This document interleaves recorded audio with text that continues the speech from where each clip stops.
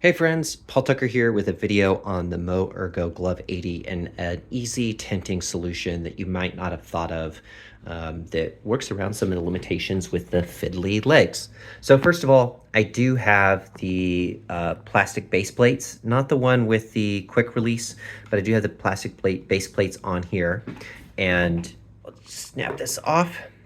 But as you can see, I have metal magnetic phone mount plates that I got on Amazon for about $5 for like 8 or 10 of them. And the reason I have so much surface area covered on the back is as you go up and down the mount, you can change your angle, but you need the actual metal surface area to connect to. So I just cover as much surface area as I need with those plates, so I can go up like this, or I can go down more flat of an angle. I have these at about a 55-degree angle, I believe right now. I can't remember, I measured it at one point. Oh man, these things are strong. Maybe you've seen this solution, which is the UGREEN MagSafe phone mount. This is where this is inspired from.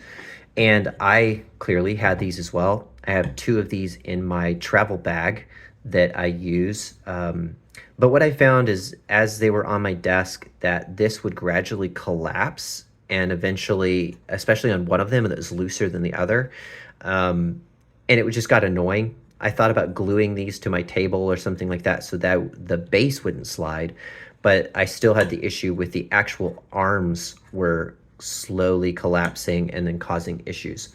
Still a pretty good option for portability and like put it in your backpack or whatever for travel or working from a coffee shop, but not great for full-time use at your desk. So that got me thinking about the exact same idea, and I have these guys from Amazon. I'll put a link down in the description for what I'm using.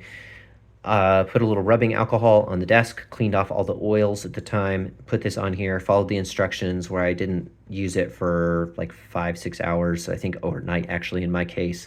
But this is just a dash mount, so there's a little knob here on the side with a ball, so this will tilt at any angle that I want it to tilt, and then it locks in there really strong. So the only movement you're seeing there is just the foam adhesive or foam rubber adhesive that's on the bottom here, but it's really strong. The magnets on this are way stronger than the UGREEN mount over here, and $15 for this, I believe, per, so I had $30 in a mounting solution. I guess I had the money of the base plates, the plastic base plates, which I was going to get anyway.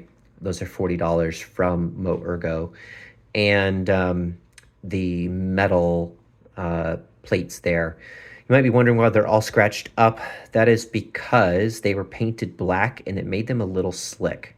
So I took a little bit of sandpaper to them. It looks ugly, but you don't see it. But that creates just enough traction so that it doesn't slip at all. And this magnet is firm. So you see that I've got these back legs, those little nubs on the bottom of the plate. They're hitting the table. So I use that kind of to stabilize it a little bit, and then I just lean it over and it just snaps in place, and buddy, that thing ain't going anywhere. So I'm typing on this thing all day and no issues at all. Last but not least, if you're wondering about this tape, this is cat's tongue tape. It's expensive for what it is. I think it's about 20 bucks a roll for 20 feet. I've had this for a couple years. I don't use it that often, but it lasts forever. And I like it because I put my palm here and my palm doesn't slide off. When I'm at a high tinting angle, it just keeps my palm in place. Highly recommend, but it's also great for stuff like this where you can peel these rubber feet off and then put cat's tongue tape on the bottom of it. And oh man, it makes a huge difference compared to these rubber stickers. And if you're like me, you can reuse those rubber stickers and put them underneath those joints. So that way, if it makes contact with the metal, it floats up above it just a little bit and insulates it so you don't have the clinky clack if it's bouncing at all or something like that. Hope this has helped. Use your own imagination, but it's a great option for those of you who are trying to create a permanent mount like I was, but still permanent in the sense that it always stays on your desk, but you could still just pull your keyboard away and then hit the coffee shop or travel to a different destination without any trouble. So yeah, questions below. Thumbs up's always appreciated.